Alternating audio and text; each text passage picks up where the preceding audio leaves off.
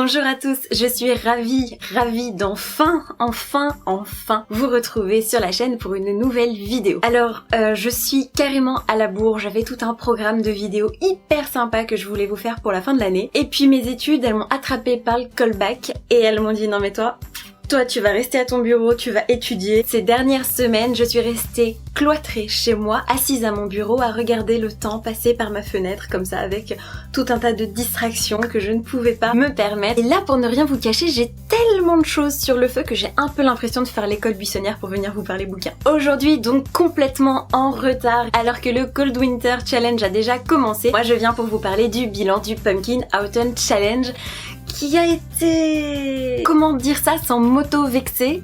Une cata. Franchement, j'étais partie dans les starting blocks, je vous avais présenté ma palle qui n'arrêtait pas de grossir et j'avais déjà commencé à piocher dedans et je vous avais dit mais oui, mais il y a plein d'autres livres qui vont venir se rajouter, ça va être génial, je vais cartonner.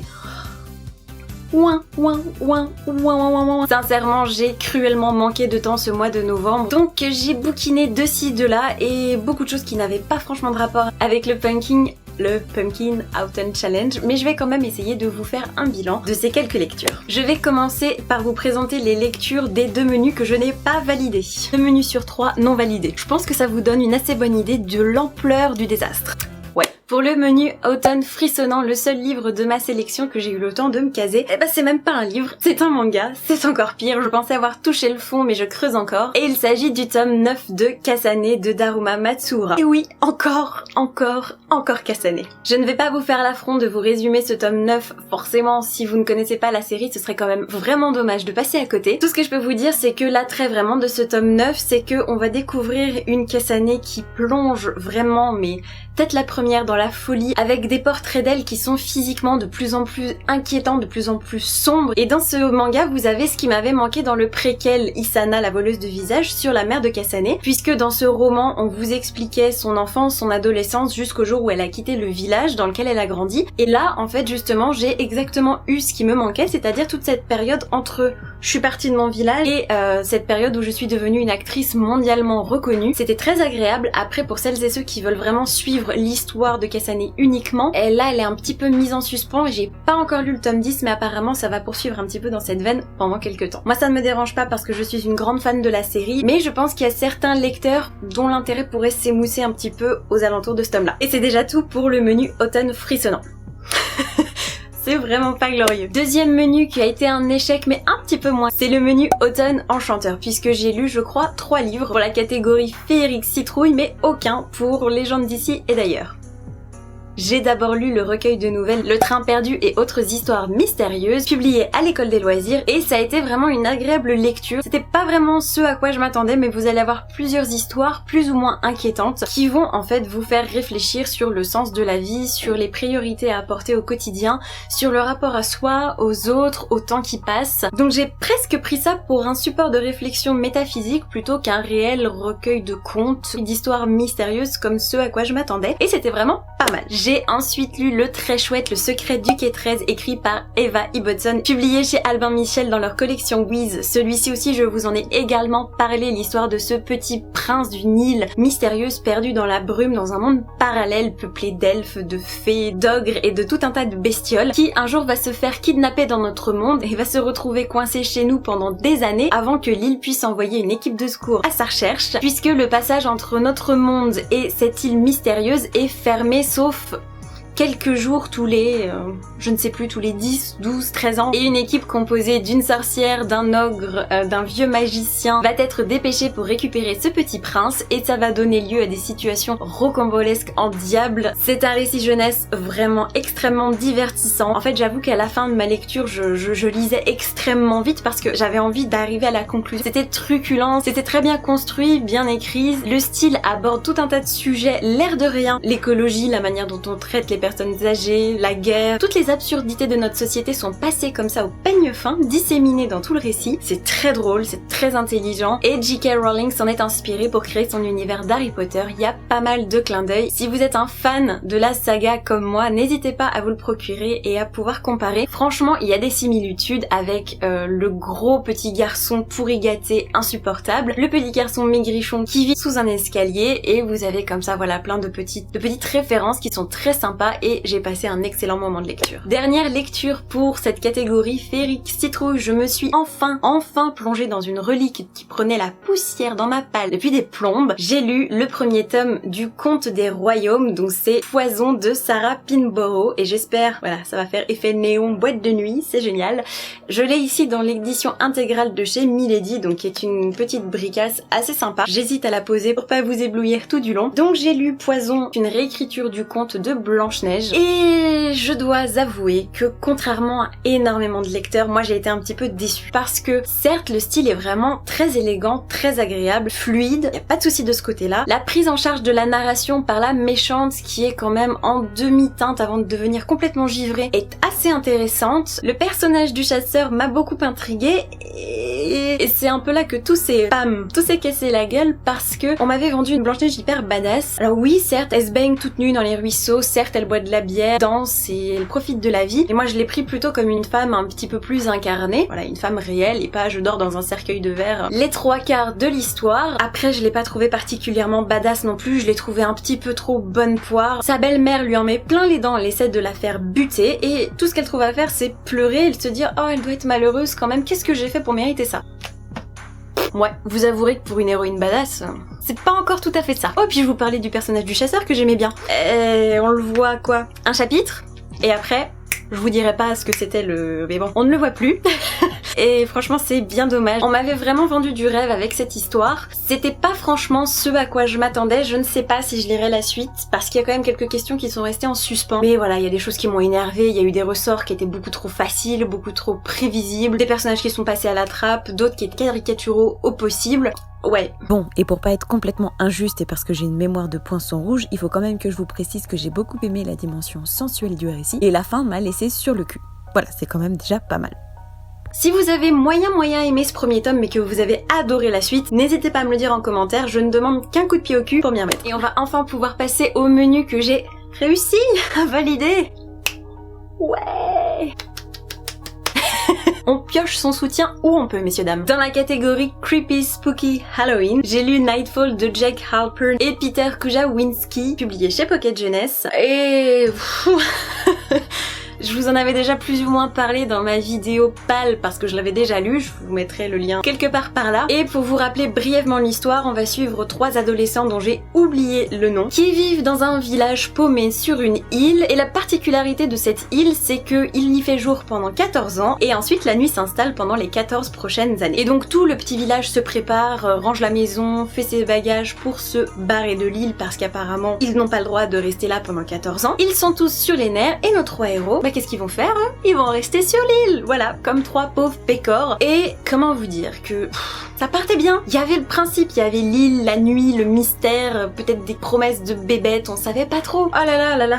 Imaginez ma déception. Déjà, le secret de l'un des 3 personnages m'a laissé de marbre. Ensuite, cette espèce de pseudo-romance un peu poussive, non plus, ça n'a pas marché. Et alors, les incohérences et la bêtise de ces personnages étaient sans borne. Je suis désolée, j'ai très envie de vous spoiler, de déballer un peu, donc c'est pas non plus un point central de l'histoire, hein. Je vais pas vous révéler le nœud du roman, qui de toute façon pour moi n'existe pas, mais si jamais vous ne voulez pas trop en savoir, je vous mettrai un petit bip spoiler quelque part, et puis une fois que ce sera plus sur l'écran, vous pourrez remettre le son sans problème. Clairement, moi il y a une scène qui m'a marquée, c'est le moment où nos héros, pour fuir les bestioles horribles, griffus, velus et tout ce que vous voulez qui les poursuivent, vont s'avancer sur la côte, trouver une espèce de château qui est immergé pendant les 14 années de jour, qui là refait surface, ils vont se planquer là-dedans. La bécasse va entendre du bruit en bas et elle ne va pas trouver mieux que d'aller se perdre toute seule dans le noir pour voir ce que c'est. Sur ce, les bestioles arrivent, donc nos 3 héros affolés vont repasser par la fenêtre, vont partir en courant. Jusque là j'ai rien à redire, ça va encore, c'est à peu près cohérent. Et une fois sortis du château et éloignés, je sais pas, de 100 mètres, ils vont s'arrêter. Et là, pépère, ils vont discuter sur le sens de la vie, ce qu'il faudrait faire, pas faire, leurs espoirs, leurs attentes. Et là je me suis dit non mais alors attendez, c'est pas possible parce que ok, les créatures doivent faire le tour parce qu'elles passaient pas par la fenêtre, mais enfin ça prend pas 3/4 d'heure pour sortir du château, pour les choper, les becqueter, on sait pas vraiment. Et non, eux ils restent là à tenir un conciliabule alors qu'ils ont failli être bectés genre 2 pages avant. Vous allez peut-être me dire que c'est moi qui suis chiante, mais je trouve ça quand même un petit peu incohérent. Bref, pour moi ça ne l'a absolument pas fait, tout était plat. Je suis juste arrivée au bout pour savoir si quelqu'un mourrait ou pas. Voilà, c'était mon seul intérêt pour cette lecture. À la fin du challenge, je me suis lancée dans une deuxième lecture pour cette catégorie, qui n'est autre que La mer des eaux de Rod Marty, donc publié chez Scrinéo. C'est son deuxième roman et j'avais adoré, vraiment adoré Les Enfants de Pickwood, que j'ai lu l'hiver dernier, et du coup j'attendais énormément de celui-ci, qui raconte l'histoire d'Emily, qui est une jeune femme d'une trentaine d'années qui n'arrive pas à avoir d'enfant. Elle fait fausse couche sur fausse couche. Elle est mariée à Christopher qui un beau jour va recevoir un étrange coup de fil en provenance d'un notaire de Louisiane qui lui explique que la grand-mère maternelle de sa femme est morte, qu'elle lui laisse en héritage une maison à Lamar, je crois que c'est Lamar. À Lamar, un petit bled paumé de 300 et quelques habitants dans le bayou, et qu'il faut qu'ils viennent pour régler les problèmes de succession. Le petit couple, qui en plus a quelques problèmes d'argent, voit ça comme une solution miracle, s'embarquent tous les deux dans la voiture, quittent San Francisco où ils habitent et partent direction la Louisiane. Ils arrivent dans ce bled un petit peu étrange qui m'a un peu fait penser à un mix entre Le Village, vous voyez le film d'horreur, et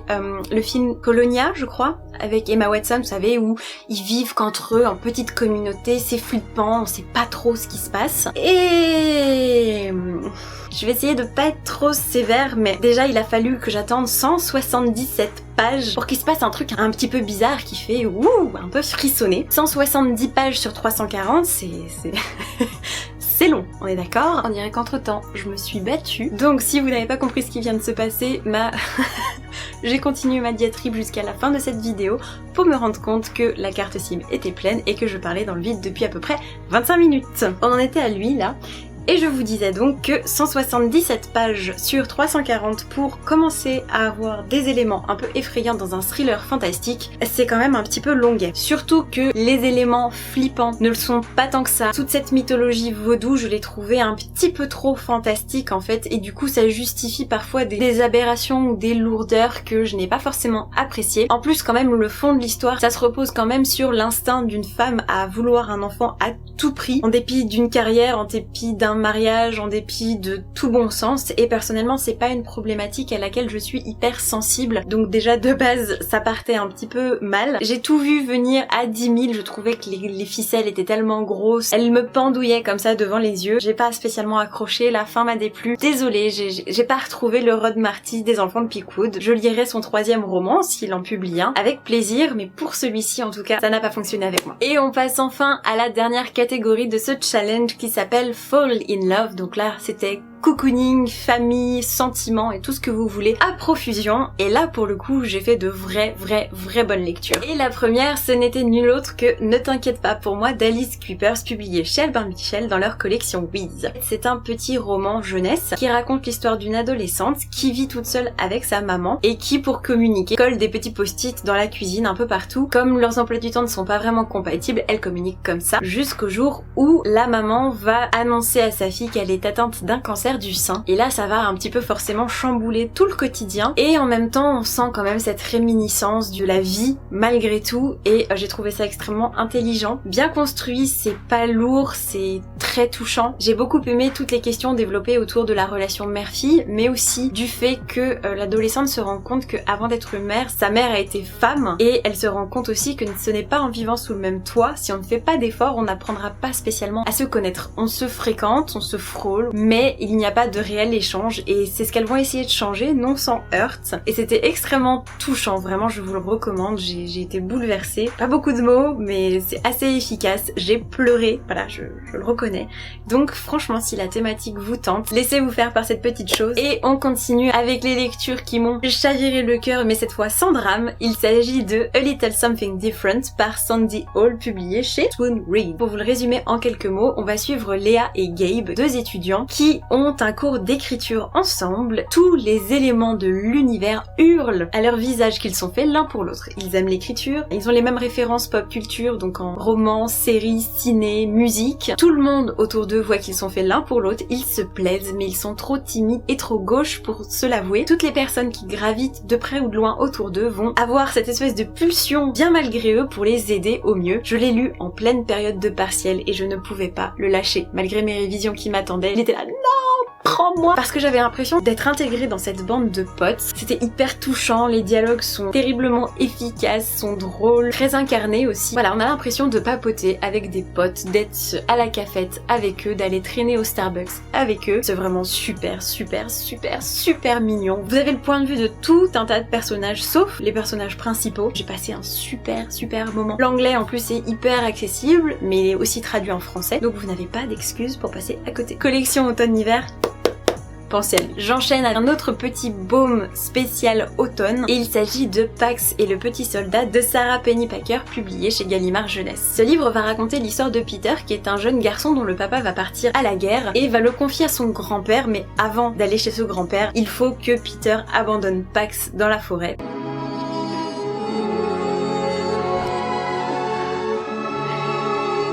Que le grand-père ne veut pas l'accueillir chez lui. Une fois arrivé dans sa nouvelle maison, le garçon va être pris de remords terribles parce que ce renard, il l'a adopté quand il était tout bébé. Il se rend compte que entre amis, on ne s'abandonne pas. Il va fourrer toutes ses affaires dans un sac, partir de chez lui, se jeter sur les routes pour partir à la recherche de son ami. Déjà rien que ça, c'est hyper mignon. Vous avez une narration en deux temps. D'un côté, vous allez suivre Pax avec ses yeux de renard tout perdu qui découvre la nature, qui va se confronter à d'autres spécimens de son espèce. Et de l'autre, vous avez Peter, du coup, qui va marcher seul jusqu'à ce qu'il soit recueilli par une étrange femme unijambiste qui vit toute seule dans un cabanon en bois au fond de la forêt, qui va lui faire découvrir le monde sans quitter sa propriété. Ça sent bon les copeaux de bois, ça sent bon le miel, c'est plein de superbes réflexions sur la tragédie de la guerre, sur l'amitié, la résilience, ce pourquoi on est là dans la vie, ce pourquoi on doit se battre, ce en quoi on croit.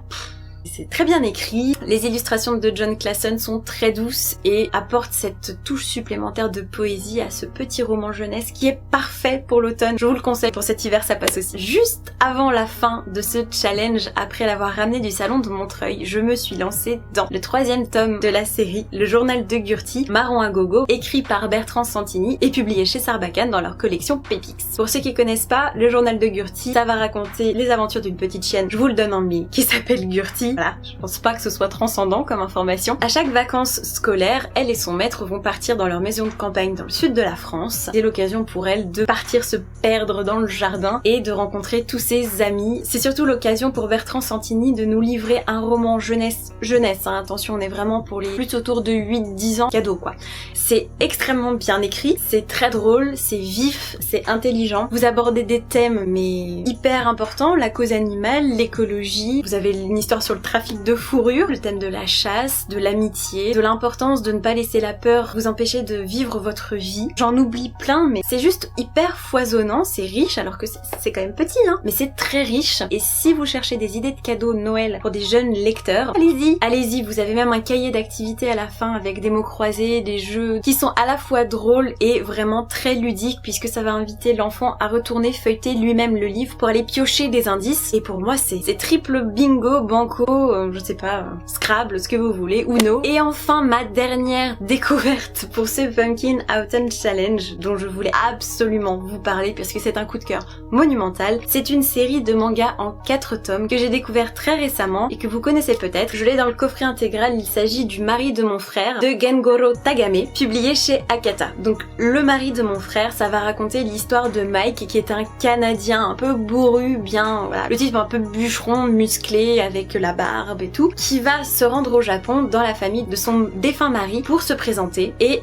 faire la connaissance du frère jumeau de son mari qui est mort. Et il va rentrer pendant 3 semaines dans le quotidien de ce frère et de sa petite fille. J'ai pas du tout envie de vous en dire plus, mais c'est juste une histoire de famille, mais bouleversante, de simplicité en fait. On va juste rentrer dans leur quotidien. On va les voir partager des repas, s'apprivoiser, réfléchir, grandir, passer de bons moments, et en fait c'est exactement ça. C'est-à-dire que le premier tome, je l'ai trouvé bien, mais j'étais un petit peu sceptique parce que je me suis dit, ouais, mais si c'est juste, je mets de gros guillemets, hein, mais si c'est juste pour parler du regard méchant que peuvent poser certaines personnes sur les homosexuels, c'est important d'en parler bien sûr, mais moi il me manquait un petit quelque chose pour que ce soit vraiment hyper prenant. Mais à partir du 2e tome, c'est bon, j'étais dedans. Cette saga m'a fait l'effet de, quand vous rencontrez une personne, plus vous allez passer du temps avec elle, plus vous allez nouer des liens, plus vous allez avoir de choses en commun, de choses à vous dire, parce que vous aurez des souvenirs ensemble que vous vous serez construits. Et pour moi, c'est exactement ce qui s'est passé avec ces personnages, et j'ai pleuré encore toutes les larmes de mon corps quand j'ai dû les quitter. Vraiment, c'est extrêmement bien fait, ça a une grosse part autobiographique, donc ça sensibilise aussi énormément sur la cause homosexuelle, sur le regard que portent les autres sur eux, mais aussi le rapport à soi quand on découvre que on rentre pas forcément dans ce que les gens appellent la norme. Si vous ne connaissez pas, je ne peux que vous inviter à découvrir cette série 4 tomes. Ça va? Bon, j'espère que ce bilan très tardif pour le Pumpkin Autumn Challenge vous aura plu. N'hésitez pas à me mettre, s'il vous plaît, vos découvertes automnales, toutes vos pépites dans la barre d'infos. Je serais ravie d'échanger avec vous et d'aller piocher des idées lecture aux petits oignons. En attendant, je vous souhaite de merveilleuses rencontres de papier et je vous dis à très vite pour la prochaine vidéo. Ciao ciao!